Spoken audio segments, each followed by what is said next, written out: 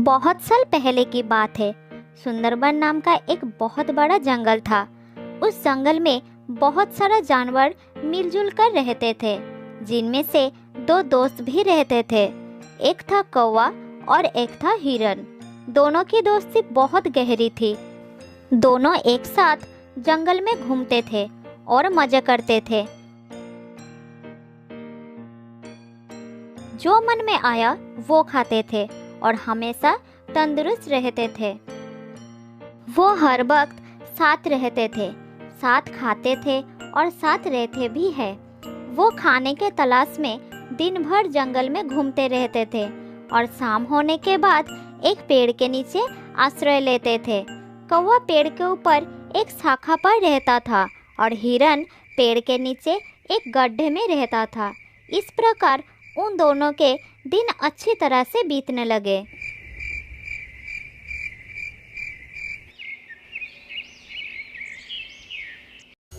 एक दिन जब वो दोनों जंगल में घूम रहे थे, तब एक चालाक लोमड़ी की नजर हट्टे कट्टे हिरन पर पड़ी और वो मन ही मन सोचने लगी, अगर मुझे इस हिरन को खाना है तो कोई ना कोई रास्ता निकालना पड़ेगा। अगर मैं इसके साथ दोस्ती कर लूँ तो इसको फंसा सकती हूँ, फिर इस हिरन का ताज़ा मांस मजे से खा सकती हूँ। हाँ, यही ठीक रहेगा। उस दिन से वो चालाक लोमड़ी हर रोज चोरी छुपे हिरन का पीछा करने लगी। एक दिन लोमड़ी ने देखा कि हिरन जंगल में घास खा रहा था और कौवा उसके पास नहीं था। फिर लोमड़ी धीरे धीरे हिरन के पास गई और कहने लगी, अरे हिरन, मेरे दोस्त, कैसी हो? आज तुम अकेले आए हो? हिरन अचानक लोमड़ी की आवाज सुनकर थोड़ा घबरा गया और वो चुपचाप खड़ा रहा। अरे रुको रुको दोस्त, घबराओ मत, मैं तुम्हें कुछ नहीं करूंगी। कौन हो तुम और मुझे अपने दोस्त क्यों बुला रही हो? मैं तो तुम्हें पहचानता भी नहीं।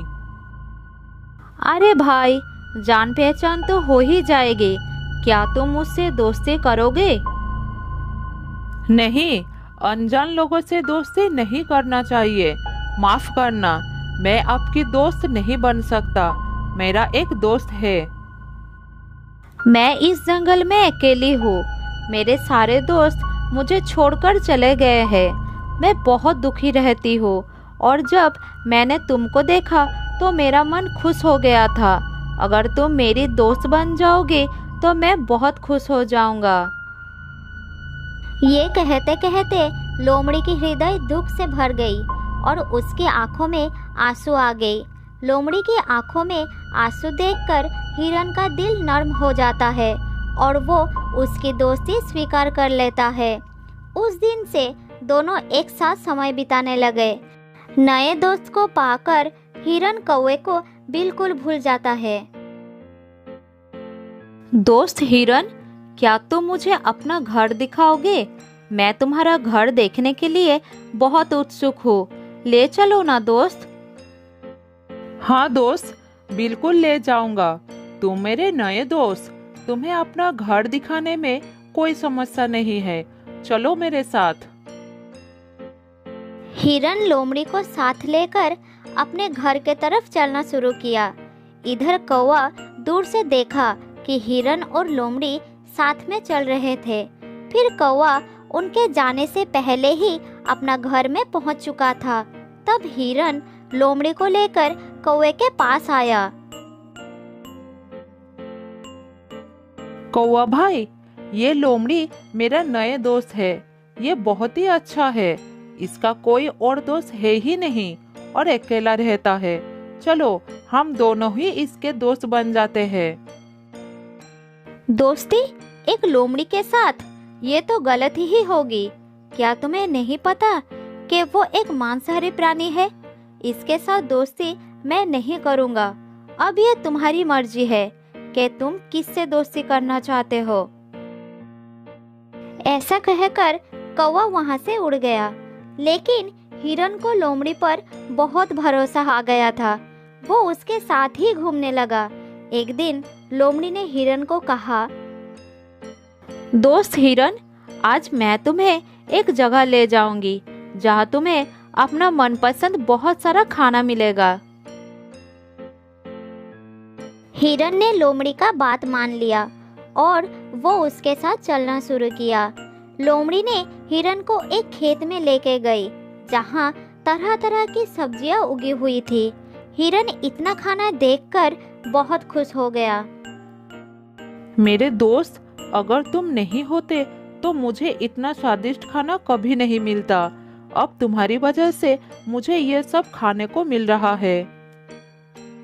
हिरन की बात सुनकर लोमड़ी मन ही मन सोचने लगी, हाँ, अगर मुझे तुम्हें खाना है तो तुम्हें खिला के मोटा तो करना ही होगा ना। हाँ दोस्त, मैं जानता था कि तुम्हें ये सब खाना बहुत पसंद आएगा, इसलिए मैं तुमको यहाँ ले आया। उस दिन के बाद से उन दोनों को इस खेत पर आकर खाने की आदत हो गई। जल्द ही खेत के मालिक को पता चल गया कि कोई उसकी खेत को नष्ट कर रहा है और वो किसान उसको पकड़ना चाहता था। इसलिए खेत में उसने एक जाल बिछा दिया।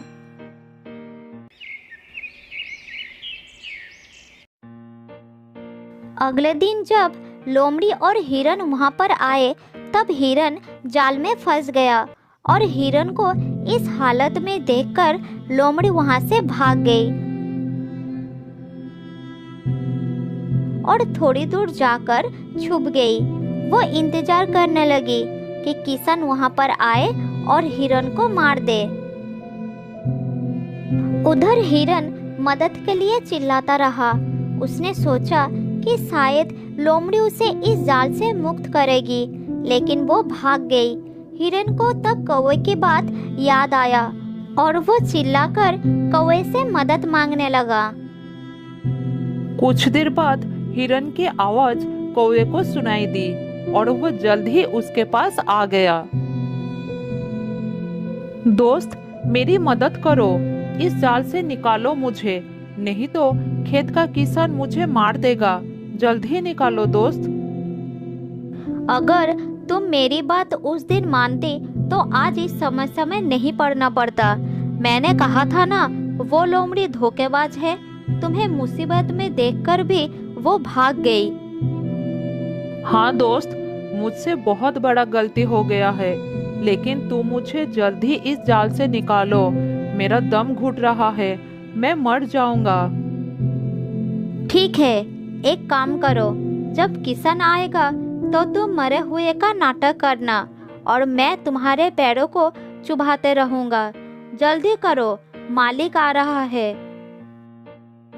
तब हिरन ने मरने का नाटक किया और कौवा भी हिरन के पैरों को चुभाते गया। ये देखकर किसान को लगा कि हिरन शायद मर गया और वो तुरंत जाल को खोल दिया। उसी समय मौका देखकर हिरन भाग निकला।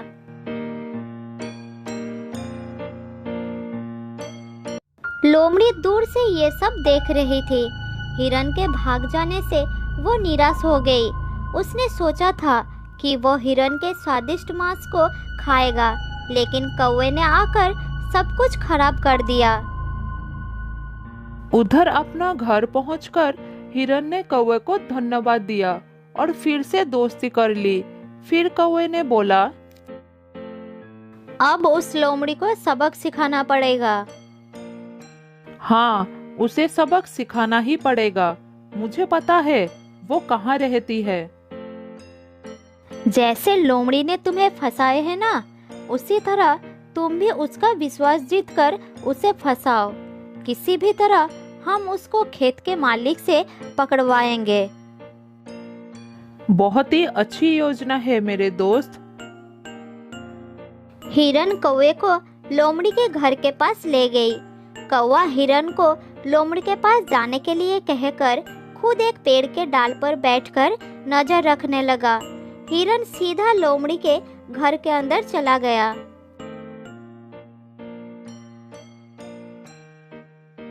अरे दोस्त, तुम पहले की तरह मुझसे बात क्यों नहीं कर रही हो? तुम्हें पता है उस दिन मैं किसान के जाल में फंस गई थी और भगवान की दया से मैं वहाँ से भाग निकला। सच में? मैं तो पानी पीने गई थी, ये सोचकर कि तब तक तुम थोड़ा खाना खा लोगे। मुझे पता ही नहीं चला कि इतना कुछ हो गया, नहीं तो मैं तुम्हारी मदद जरूर करता। अब जो हुआ सो हुआ, बुरा मत मानो मेरे दोस्त। इस बार तो हिरन खुद मेरे पास आया है, अब तो मुझे इसको खाना ही पड़ेगा। फिर दोनों साथ साथ समय बिताने लगे। फिर एक दिन चालाक हिरन उस लोमड़ी को खेत के पास ले गया। लोमड़ी बात करते करते जाल को नहीं देख पाई और जाल में फंस गई। मेरे दोस्त हिरन, मुझे बचाओ, मैं इस जाल में फंस गई हूँ। तुमने उस दिन मेरे साथ यही किया था ना? अब खुद देख लो कैसा लगता है। मैं चलता हूँ। ये कहकर हिरन वहाँ से चला गया और कौवे के पास बैठकर देखने लगा कि लोमड़ी क्या करती है। लोमड़ी जाल से बाहर निकलने के लिए छटपटाता रहा। थोड़ी देर बाद खेत का किसान आ गया और देखा एक लोमड़ी जाल में फंसा हुआ है। उसे लगा कि यही लोमड़ी है जो उसकी फसल को नष्ट कर रहा था। फिर किसान ने लोमड़ी को पकड़कर ले गया और एक पिंजरे में बंद कर दिया।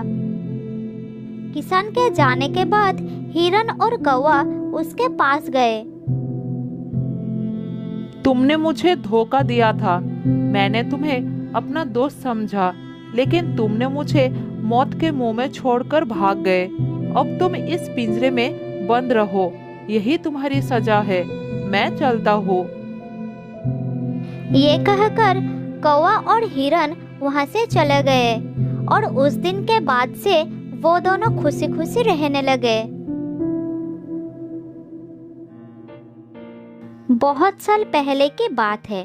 जंगल के एक घने पेड़ पर दो बच्चों को लेकर एक तोता दंपति रहते थे। वो आसपास की पक्षियों को भी मदद करते थे और आवश्यकता पड़ने पर दूसरे पक्षियों के बच्चों का ख्याल रखने के साथ साथ उन्हें खाना भी खिलाते थे। तोता माँ अपने बच्चों को बहुत प्यार करती थी। उन्हें कष्ट ना हो इसलिए घोंसले में नरम बिस्तर की भी व्यवस्था की थी। उनके लिए दूर दूर से फल लाकर खिलाती थी। मेरे प्यारे बच्चे मेरी राजदुलारे हैं, मेरी आंखों के तारे हैं। मैं भगवान से सदैव यही प्रार्थना करती हूँ कि इनके ऊपर दुख की परीक्षाएं भी ना पड़े। इनके हिस्से का सारा दुख मुझे देकर मेरे हिस्से का सारी खुशियाँ इन्हें दे दे भगवान। तुम बच्चों से इतना प्यार करती हो, इनके लिए दूर दूर से खाना लाती हो, इन्हें खिलाती हो, हर परेशानी और खतरे से इन्हें बचाती हो, किसी खतरे में भी डरती नहीं हो। क्या ये दोनों तुम्हारी इस त्याग को याद रखेंगे? देखिए जी, हमने इन्हें जन्म दिया है। अच्छी तरह से पालन पोषण करना हमारा धर्म है। जब तक ये बड़े नहीं हो जाते तब तक इन्हें हमारी आवश्यकता पड़ेगी। ये हमारे प्यार को याद रखेंगे या भूल जाएंगे, लेकिन हमें तो अपना कर्तव्य निभाना होगा ना। मैंने आसपास कई तोते के बच्चों को बड़े होते देखा है और अपने माँ बाप से मुंह मोड़कर जाते हुए भी देखा है। देखो जी, हमारे बच्चे बड़े होकर अपनी दुनिया बसाए और उसी में खुश रहे, यही चाहती हूँ मैं। आखिर उन्हें भी तो अपने बच्चों का पालन करना होता है। हमें अपने स्वार्थ के लिए उनसे कोई आशा नहीं रखनी है। आशा नहीं रखेंगे तो दुख भी नहीं होगा। तुम्हारी सोच बड़ी अच्छी है। तुम्हारी खुशी को किसी की नजर ना लगे, मैं यही चाहता हूँ। मैं तुम्हें और अपने बच्चों को लेकर आजीवन सुखी रहना चाहता हूँ। उन दोनों की बातें चल रही थी और पास के डाल पर बैठा हुआ एक कौवा सब सुन रहा था और मन ही मन जल रहा था। दूसरों की खुशियाँ उन्हें बर्दाश्त नहीं होती थी। ये तोते तो अपनी परिवार में बड़े मजे कर रहे हैं। अपने आप को ना जाने क्या समझ रही है। इससे तो मजा चखाना पड़ेगा। कौवे ने इधर उधर नजर घुमाई और उसके दिमाग में एक योजना आई। पास के एक डाल पर मधुमक्खी का एक छत्ता था। छत्ते को देखकर कौवा सोचा, अगर मैं इस छत्ते पर टोका मारकर भाग जाऊं तो मधुमक्खियां बहुत क्रोधित हो जाएगी और वो सब छत्ते से बाहर आ जाएगी और सबसे पहले तोते परिवार को देखेगी। फिर मधुमक्खियां इस तोते की हालत बहुत खराब कर देगी। मुझे तो ये सोचकर ही बहुत आनंद हो रहा है। ये कहकर कौवा वहां से उड़ गया और उस छत्ते पर चोंच मारकर भाग निकला।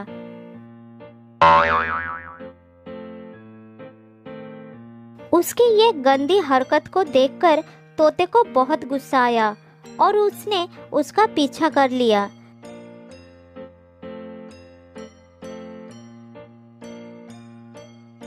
इधर बहुत सारे मक्खियों को क्रोध आ गया। बाहर निकलते ही उन्हें तोता का परिवार नजर आया। तोता माँ ने झट से देख लिया।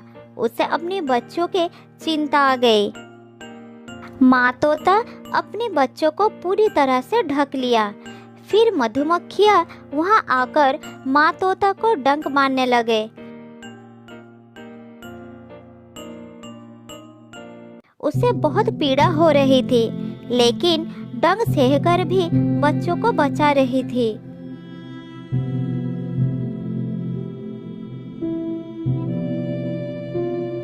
मेरे बच्चों, हिलना नहीं, बहुत सारी मधुमक्खियां हैं, काट लेंगे, तुम्हें बहुत दर्द होगा। दुष्ट कौवे ने उन्हें छेड़ दिया है। कुछ देर बाद मधुमक्खियां चले गए, लेकिन कबूतर माँ तीव्र दर्द से छटपटाती रही। ओह, ये दर्द मुझसे सहा नहीं जा रहा। अरे बाप रे, क्या करूं, कहाँ जाऊं? माँ तोता बेहोश होने लगी। दोनों बच्चे ये देखकर दुखी हो गए। माँ, आंखें खोलो, तुम्हें बहुत पीड़ा हो रही है। हमें बचाने के लिए सारा दुख खुद सहती रही। कौवे की गलती का सजा आपको मिल गई। माँ, कुछ बोलो ना। भाई, क्या हुआ? माँ को कुछ बोल नहीं रही है। कुछ देर बाद माँ तोते ने आंखें खोली। उसे बहुत दर्द हो रहा था। इतने में बच्चों के पापा आ गए। वो अपनी पत्नी का हाल देखकर दुखी हो गया। मैं जानता हूँ कि मधुमक्खियों का जहरीला डंक का असर बहुत असहनीय होता है। तुम चिंता मत करो, मैं अभी बंदर के पास जा रहा हूँ तुम्हारी दर्द का दवा लाने के लिए।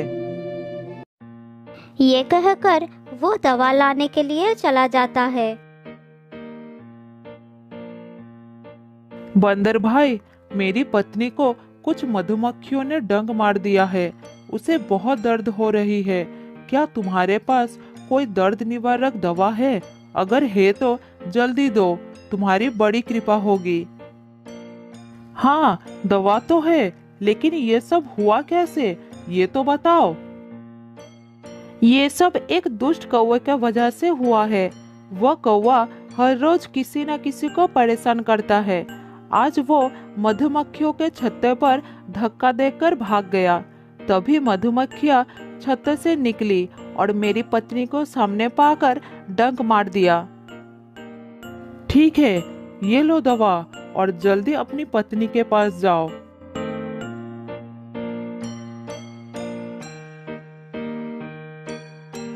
कुछ देर के बाद तोता दवा लेकर आ गया और उसने अपनी पत्नी को दवा खिला दी। थोड़ी देर के बाद माँ तोता को आराम हुआ। इसके बाद 2 दिन बीत गया।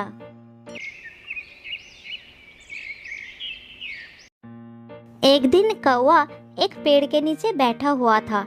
उसके दिमाग में फिर से कुछ योजना बन रही थी। इतने में तेज हवा चली और मधुमक्खियों के छत्ते पर एक लकड़ी का टुकड़ा आ गिरा। मधुमक्खियाँ भड़क गई। उन्हें पेड़ के नीचे कौवा दिखाई पड़ा और सारे के सारे उस पर टूट पड़े। उन सब ने मिलकर कौवे को इतना काटा कि वो दर्द से पागल हो गया। अरे बाप रे, मर गया रे। शरीर का कोई भी भाग नहीं बचा जहाँ मधुमक्खियों ने ना काटा हो। आज तो मैंने कुछ नहीं किया, तो ऊपर वाले ये सजा क्यों दिया? दूसरे पेड़ पर बंदर और तोता परिवार सब सुन रहे थे। बारे शरीफजादे, तुम्हारे शराफत को तो सारे जंगल जानते हैं। 2 दिन पहले की शरारत भूल गए। आज तुम्हें तुम्हारी कर्म का ही फल मिला है। तोते का दर्द का इलाज तो मैं कर दिया, लेकिन तुम्हारे लिए मेरे पास और दवा नहीं है। अब तुम्हें सही सजा मिली है। बंदर भैया, माफ कर दो, साथ में दवाई भी दे दो। दया करो मुझ पर। जिंदगी में ऐसा काम कभी नहीं करूँगा। बहुत दर्द हो रहा है भाई, बचा लो मुझे। थोड़ा दवाई दे दो। तेरी किस्मत खराब है, दर्द की दवा खत्म हो गई है। नई दवा तैयार करने में 2 दिन लगेगा। तब तक तुम्हें यह दर्द सहना पड़ेगा। अब तुम्हें सच्ची शराफत से रहना पड़ेगा। कौवे को अपनी कर्म का सजा मिल चुकी थी। जो दूसरे को अहित करती है वो अपनी कर्म का सही दंड जरूर पाते हैं। जो अच्छे कर्म करते हैं वो उसका मीठा फल पाते हैं।